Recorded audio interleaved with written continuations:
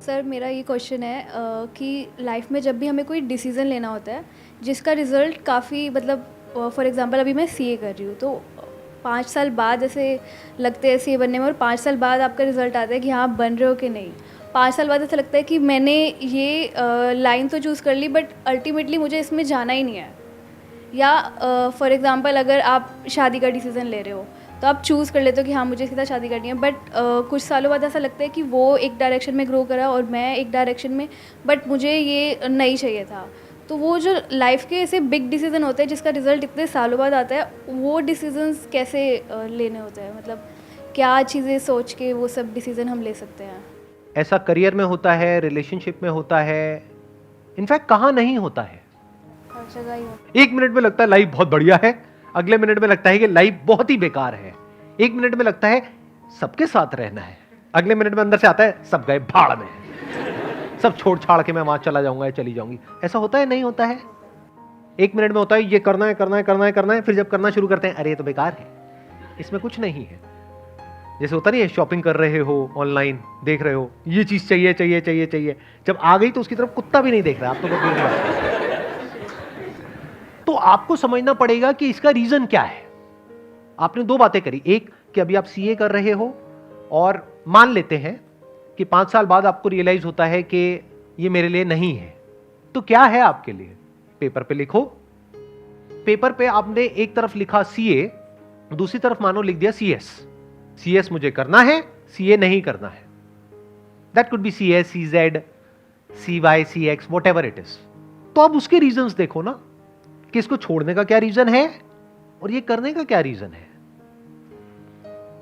तो थोड़ी देर में जब आप लिखने लग जाओगे और अपने माइंड को लिख करके क्लियर करोगे, ये बात मैंने बहुत बार बोली अपने सेशंस में, but I am not sure कितने लोग इस बात को समझते हैं और एक्चुअल में करते हैं।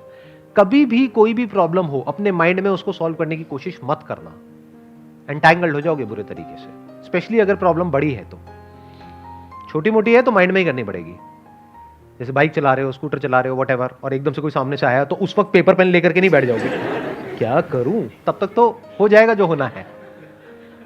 उस वक्त तो इमीडिएट एक्ट करना पड़ेगा।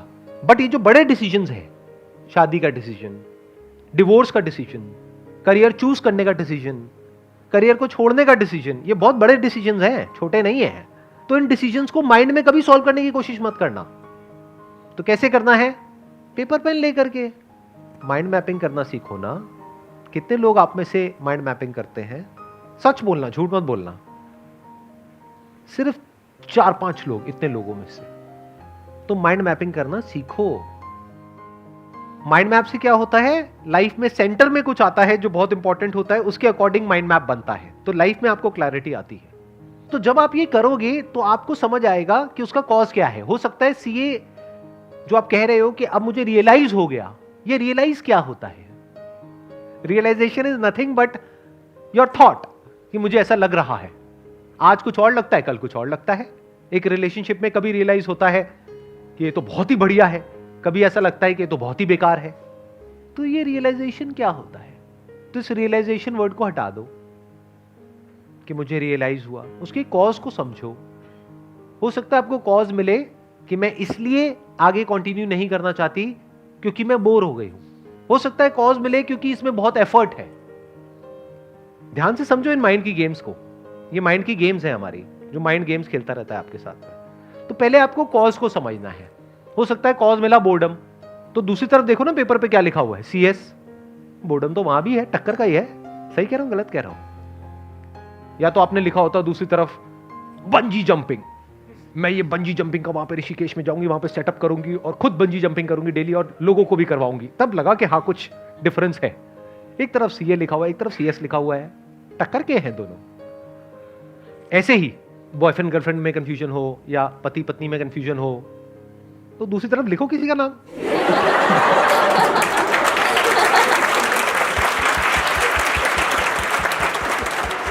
फिर थोड़ी देर में आपको पता है क्या रियलाइजेशन आएगा, रियलाइजेशन, द रियल रियलाइजेशन।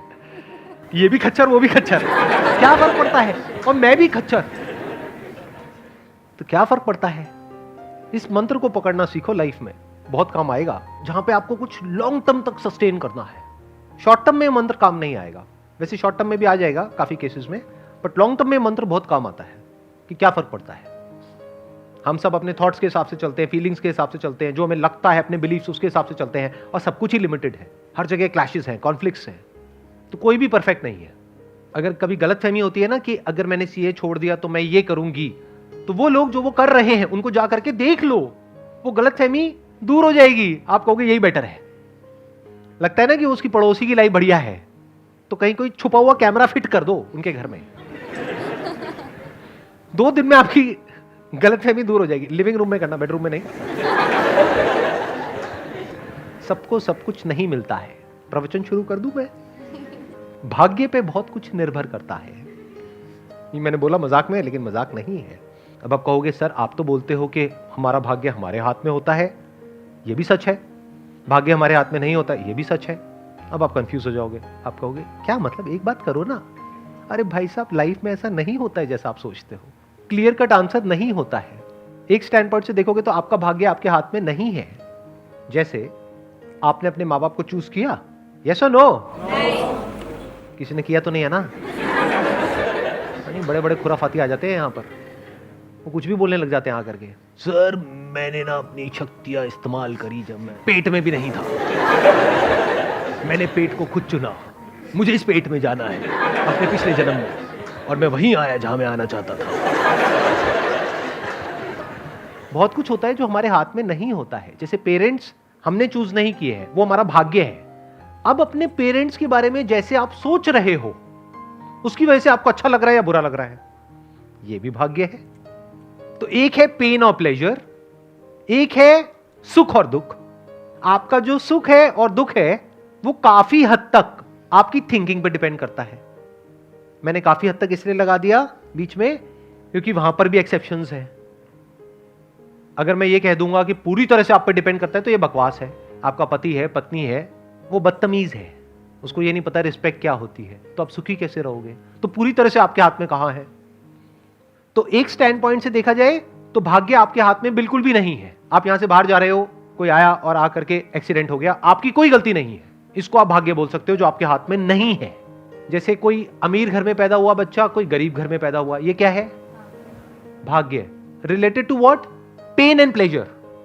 जो अमीर घर में हुआ उसको हर तरह के प्लेजर्स मिलेंगे, और जो गरीब घर में पैदा हुआ उसके पास खाने के लिए भी कुछ नहीं है। वहां क्या है? पेन है। और प्लेजर कहां है?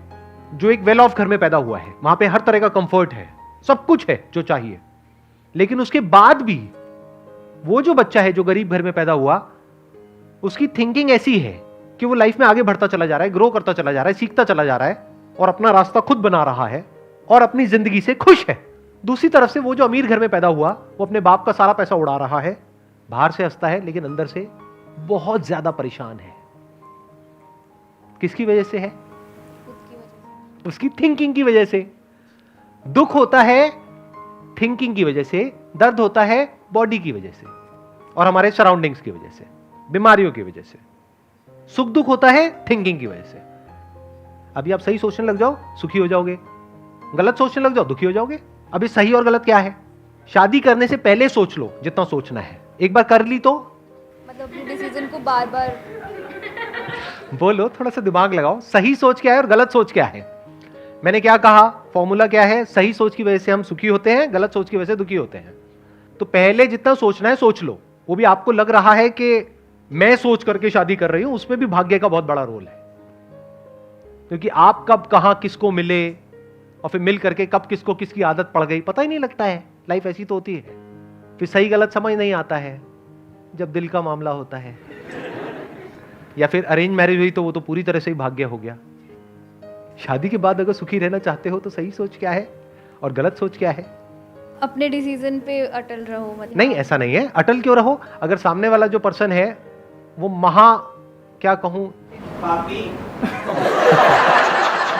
घोर पापी है, अत्याचारी है, दुराचारी है, उसकी असुरीय प्रवृत्ति है, और कोई इससे भयानक वर्ड, जल्लाद है। बट जल्लाद होने में क्या बुराई? वो तो बेचारा किसी के कहने पे किसी को फांसी दे रहा है। जल्लाद is not a negative word. हाँ, जल्लाद उस वे में नेगेटिव है कि भाई मारता है अपने मजे के लिए। आप मान लो ऐसा कुछ है तो उसके साथ रहना थोड़ी है।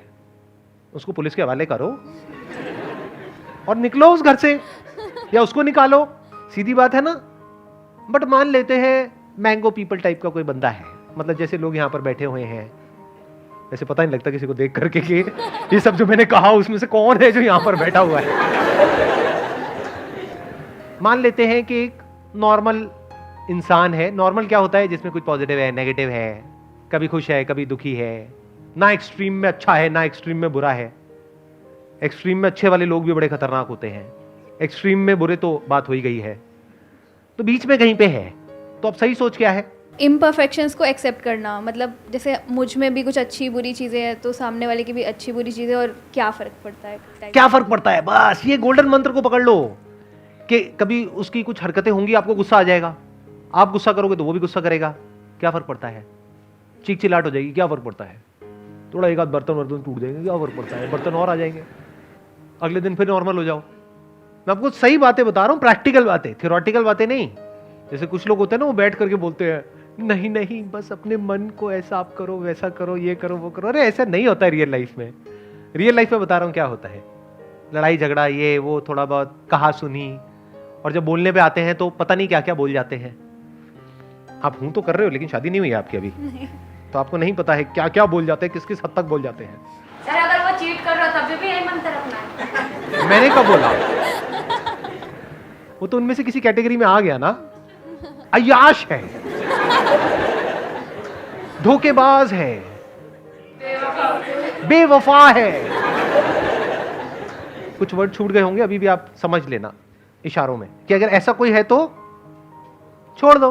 बट अगर मैं कह रहा हूं ना बीच में कहीं पर है, नॉर्मल इंसान है, बेचारा है, आप बेचारी हो, ठीक है, क्या फर्क पड़ता है? तो ऐसे जब आप समझ लेते हो चीजों को और ऐसे सोचने लग जाते हो तो अब आप चिल हो जाते हो। चिल पता है ना क्या होता है? क्या होता है? एक ना तो एक्सट्रीम मतलब किसी भी इमोशन को एक्सट्रीमली नहीं लेना। अब फालतू की एक्सपेक्टेशंस ही नहीं है ना माइंड में। फालतू की एक्सपेक्टेशंस ही तो जड़ है सारी की सारी प्रॉब्लम की, कि मेरा पति ऐसा क्यों नहीं है, मेरी पत्नी ऐसी क्यों नहीं है, रोज सुबह उठ करके मेरे माँ बाप के पैर क्यों नहीं छूती है। अरे वो सुबह उठती ही नहीं है टाइम से।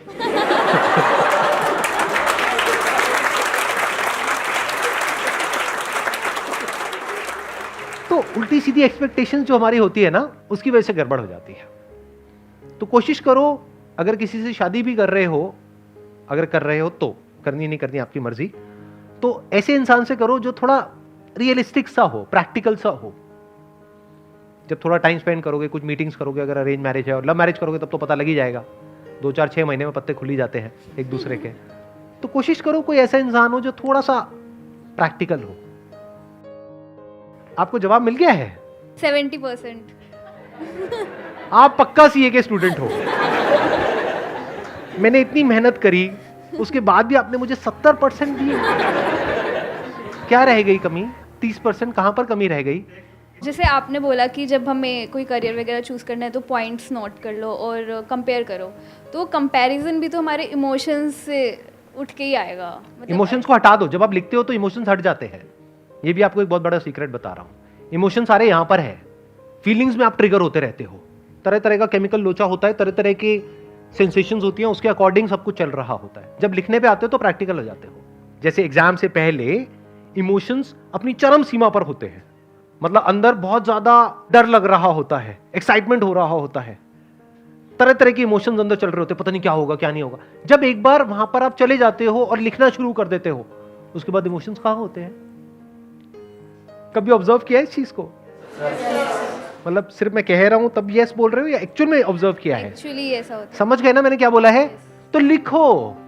The moment you right it down, emotions खत्म हो जाएंगे थोड़ी सी देर में, मतलब 2-4-5 मिनट तक रहेंगे। लेकिन अगर आप 1-1.5 घंटा, 2 घंटा, 4 घंटा कहीं पीसफुल सी जगह पर बैठे हुए हो, हल्का सा कोई म्यूजिक लगा लिया है, माइंड मैपिंग कर रहे हो, या पेपर पे कुछ लिख रहे हो, कुछ ड्रॉ कर रहे हो, और कलरफुल स्केच पेन्स रख लो, उससे कुछ बना रहे हो, तो थोड़ी देर में आप देखोगे आप एक फ्लो की स्टेट में चले जाओगे। इमोशंस आपके ऊपर हावी होना बंद हो जाएंगे, आपके अंदर से ही आपको जवाब मिल जाएगा, क्लियर चीजें समझ आने लग जाएंगे, सॉल्यूशन समझ आ जाएगा कि अच्छा अब मेरे को ये छोड़ने का मन कर रहा है, छोड़ती नहीं हूं, कुछ और करने का मन कर रहा है, फॉर एग्जाम्पल डांस, म्यूजिक, एक बार जा करके देखती हूं। जब जाओगे, गाओगे और सारे बाहर भाग जाएंगे, कमरा छोड़ करके, तो फिर वापस सीए पे आओगे। अब कितने % मिले मेरे को? 100%। 100%।